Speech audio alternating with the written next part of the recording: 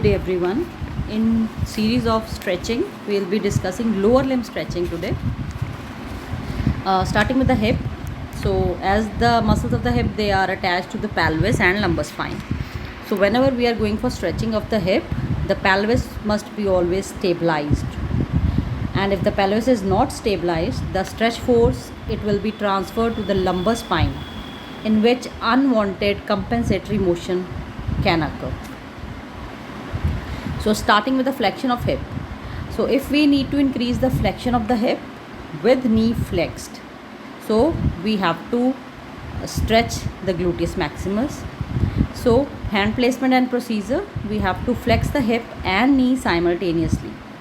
Stabilize the opposite femur in extension to prevent posterior tilt of the pelvis, and move the patient's hip and knee into full flexion to lengthen the one joint hip extensor. Now flexion of the hip with knee extension. So if we need to increase the flexion of the hip with the knee extended, we have to stretch the hamstrings.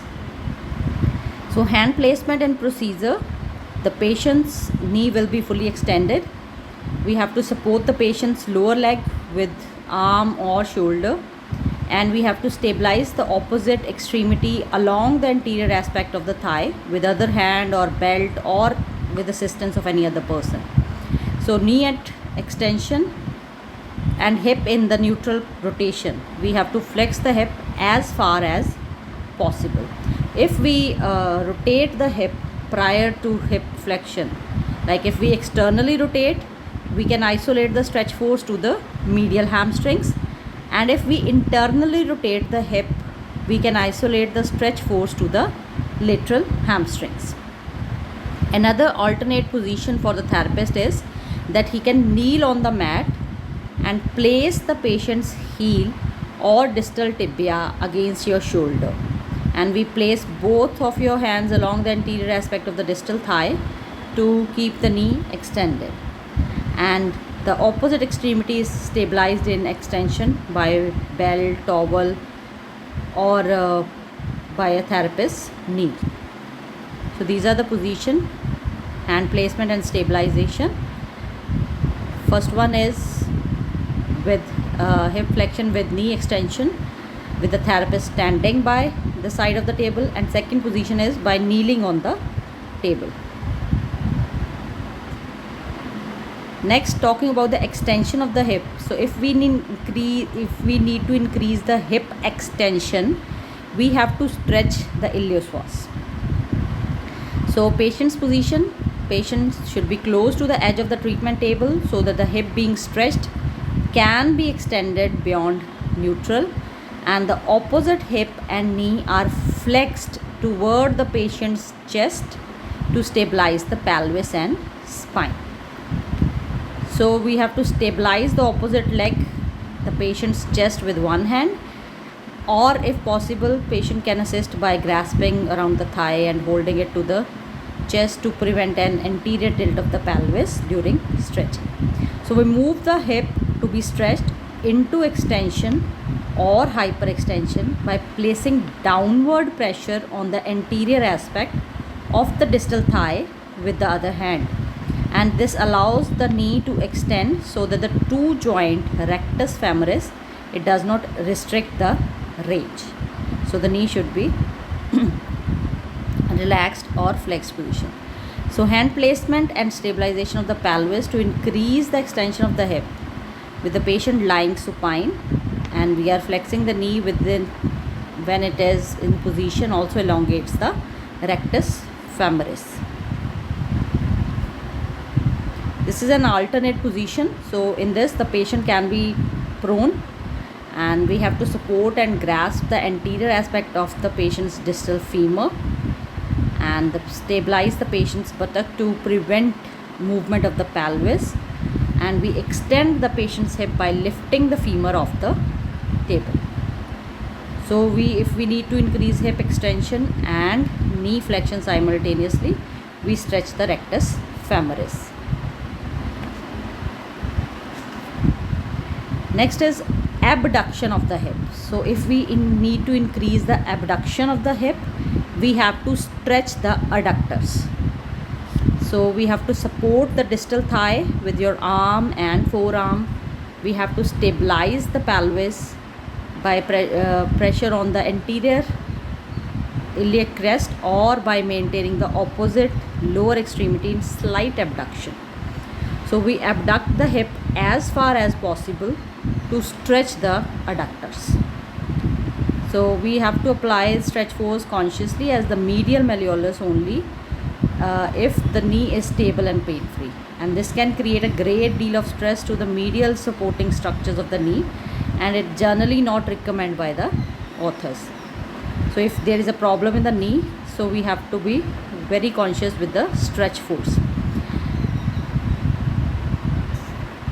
So this is a position, hand placement and stabilization for stretching procedure to increase abduction of the hip. Next is adduction of the hip. So if we need to increase adduction, we have to stretch the tensor fascia lata and iliotibial band. So we place the patient in side lying position with the hip to be stretched uppermost.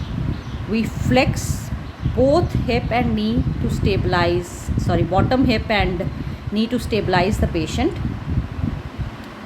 And hand placement will be, we have to stabilize the pelvis at the iliac crest, and we flex the knee and extend the patient's hip to neutral or into slight hyperextension.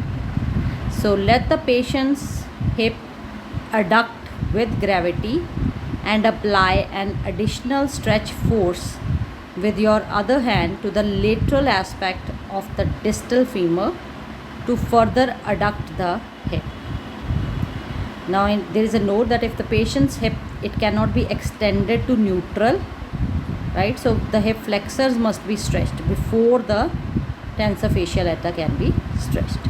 So this is patient position in side lying and hand placement and procedure to stretch the tensor fascia lata and IT band. Now to increase external rotation of the hip, we have to stretch the internal rotators. So place the patient in a prone position, hips extended and knee flexed to 90 degrees. We grasp the distal tibia of the extremity to be stretched.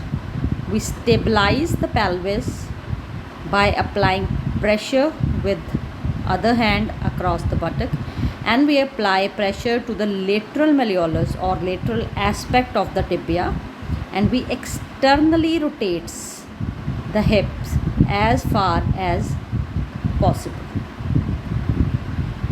So this is a hand placement and stabilization of the pelvis to increase external rotation of the hip.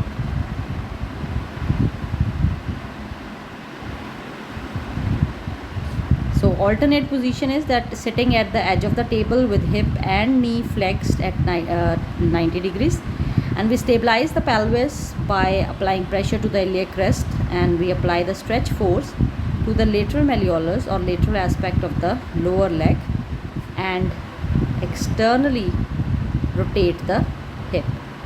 So when you apply the stretch force against the lower leg in this manner, so thus crossing the knee joint, the knee must be stable and pain free. So if the knee is not stable, it is possible to apply the stretch force by grasping the distal thigh, but the leverage is poor and there is tendency to twist the skin. And to increase the internal rotation, we have to stretch the external rotators.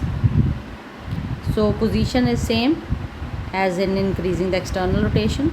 We have to apply pressure to the medial malleolus or medial aspect of the tibia, and we have to internally rotate the hip as far as possible.